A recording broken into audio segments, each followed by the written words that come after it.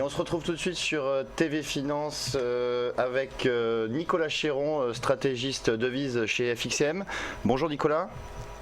Bonjour.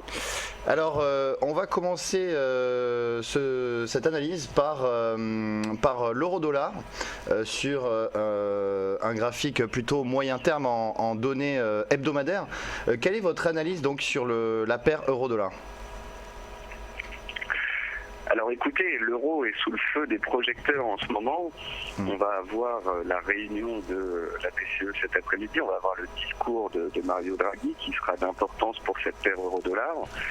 Alors à très court terme, cela peut engendrer des mouvements erratiques de marché, cela peut engendrer une baisse de 100 points comme une hausse de 100 points. Donc je ne voulais pas, si vous voulez, vous parler du court terme, car à court terme j'invite plutôt les traders à sortir avant ce type de rendez-vous. Je voulais vous montrer ce graphique de long terme, car en fait, plus l'euro baisse, plus les banques et plus les analystes abaissent leurs objectifs. Ce que je voulais vous montrer, c'est que on a une moyenne mobile à 200 périodes sur mon graphique. Oui. Alors c'est une moyenne mobile à 200 périodes en données mensuelles que j'ai greffée sur mon graphique hebdomadaire. Et donc je voulais vous montrer que cette fameuse moyenne mobile 200 périodes en mensuel avait fait support lors des derniers points bas. Et cette moyenne mobile se trouve actuellement dans la zone des 1,22, 1,2250. Oui, donc si vous voulez, plus les cours de l'euro-dollar vont baisser, plus on va entendre des objectifs baissiers à 1,20, à 1,18, la fameuse zone des 1,17, 1,18 où l'euro a commencé. Certains même parlent des 1,15. Si je vous ai envoyé ce graphique, c'est parce que je voulais vous démontrer que cette moyenne mobile a très bien fonctionné lors des derniers points bas. Et donc je pense que si on s'approche de la zone des 1,22, 1,2250, il faudra surveiller la paire euro-dollar et voir si le marché y réagit une nouvelle fois. Car si c'était le cas, eh bien, on pourrait avoir un rebond technique majeur, voire un point bas, qui se mettrait de nouveau en place sur la paire euro-dollar. Donc, quoi qu'il se passe cet après-midi, je pense que dans les séances ou semaines à venir, si on devait s'approcher de cette fameuse moyenne mobile à 200 périodes en mensuel, il faudrait potentiellement prendre des bénéfices pour les vendeurs de moyen long terme sur la paire euro-dollar et surveiller un éventuel signal de retournement. D'accord, oui, effectivement, on a eu déjà un euro-dollar hier qui a fait un point bas à 1,23 figure, et on voit que la moyenne mobile donc à 200 périodes en données mensuelles passe sous les 1,2250 à 1,2248 à peu près. Donc on surveillera la réaction de la paire euro-dollar au contact de ce niveau. Sinon, alors il y avait également une autre paire en euros, donc c'est l'euro CHF que vous nous avez transmise. Quel est votre sentiment sur cette paire euro CHF, sachant que on s'est approché des 1,20 et on assiste à un petit rebond de l'euro franc suisse? Alors, ce qu'il s'est passé en fait, c'est que l'euro CHF était sous le feu des projecteurs ces dernières semaines, car effectivement, on s'est approché du fameux seuil des 1,20.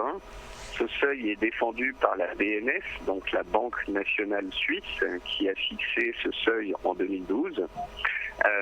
Récemment, en fait, on a eu un vote, on a eu une initiative sur l'or suisse. Si cette initiative avait reçu un vote positif, eh bien la BNS aurait été contrainte de changer sa politique monétaire, elle aurait été contrainte d'acheter de l'or et de vendre potentiellement une partie de ses réserves. Ça aurait affaibli la BNS à court terme, ça aurait permis peut-être aux traders d'attaquer ce seuil des 1,20. Heureusement, le vote concernant cette initiative sur l'or est ressorti négatif. Et les 1,20 n'ont pas été inquiétés sur la paire euro-CHF. Ce que je voulais vous montrer, c'est qu'on a un seuil très propre sur cette paire. On a donc ça s'appelle un PEG, c'est un seuil défendu par une banque centrale, c'est un seuil plancher. Et donc pour moi, tant qu'on sera au-dessus des 1,20, eh bien on peut essayer de se placer autour des 1,2010, 1,2015, avec des stocks de 40 à 50 points sous le seuil des 1,20, car je pense que tout comme en 2012, ce seuil pourrait tenir, être défendu par la Banque centrale, et on pourrait voir potentiellement une appréciation de la paire avec deux objectifs. Un premier objectif à 1,22 et un deuxième objectif de moyen terme à 1,25. Oui, je suis tout à fait d'accord avec votre analyse. Ceci étant, ce qui est tout de même un petit peu surprenant, c'est que après le vote, on aurait pu penser qu'il y ait un petit peu de volatilité sur cette paire et que l'euro remonte un peu plus fortement, alors qu'on voit que finalement, entre guillemets, on végète au-dessus de ces 1,20, on fait 1,20,39, 1,20,40 au plus haut. Est-ce que c'est pas surprenant le fait qu'on reste vraiment sur un niveau de volatilité si basse? En fait, ça a toujours été de la sorte sur cette paire euro-CHF. Tant que l'euro-dollar, tant que l'euro-index restera fortement baissier, si vous voulez, cela fera pression sur la paire euro-CHF et ça contraindra les cours à rester à proximité de ce seuil.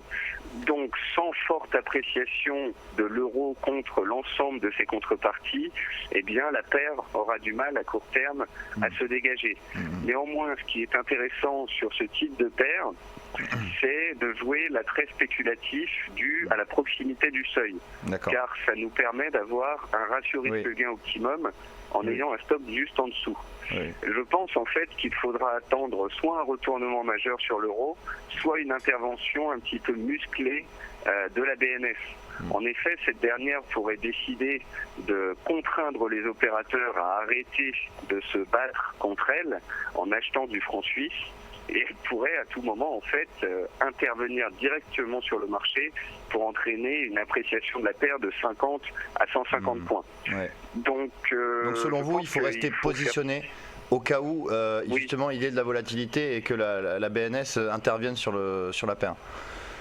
Exactement, ça peut prendre du temps. En 2012, il avait fallu attendre 3-4 mois avant qu'on fasse des hausses de 50 à 80 points et il avait fallu attendre 6 à 8 mois avant qu'on décolle finalement du seuil. Donc ça reste un trade de moyen long terme. On le voit sur le graphique d'ailleurs, c'était en 2012, ça a duré effectivement plusieurs mois avant qu'il y ait une forte volatilité sur la paire euro-franc suisse. Maintenant on va terminer par le gaz naturel.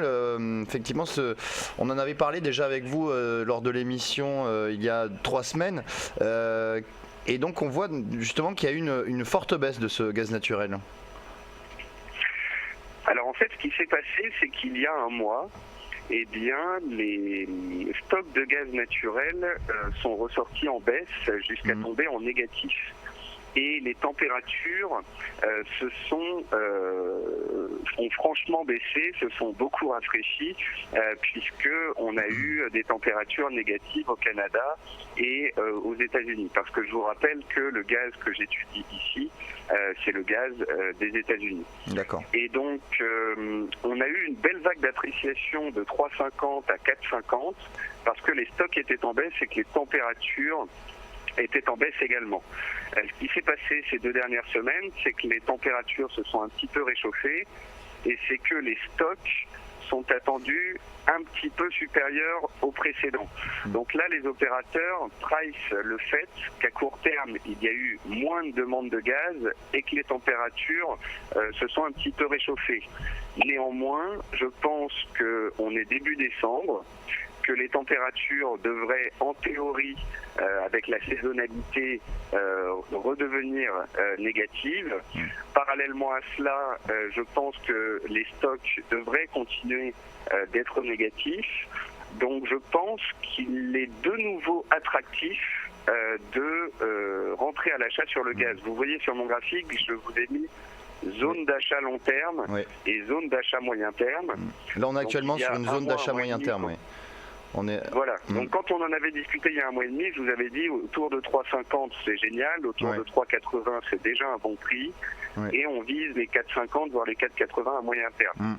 Et bien de nouveau, nous voilà sur les 3,80 et je pense que commencer à constituer des lignes d'achat dans cette zone-là, quitte à les renforcer si on va un peu plus bas vers les 3,70, cela peut être un bon scénario pour les semaines à venir et je pense que les cours de gaz devraient rapidement repasser au-dessus des 4 $. D'accord. Donc on a bien compris, on est sur des cours et une zone d'achat moyen terme aux alentours de 3,77 $ pour viser 4,50 niveaux sur lesquels on était il n'y a pas vraiment si longtemps, il y a quelques séances. Merci Nicolas Chéron, stratégiste de vie chez FXM. On vous retrouve jeudi prochain à la même heure pour de nouvelles analyses. Merci. On va marquer une courte pause et on se retrouve tout de suite pour la suite des programmes.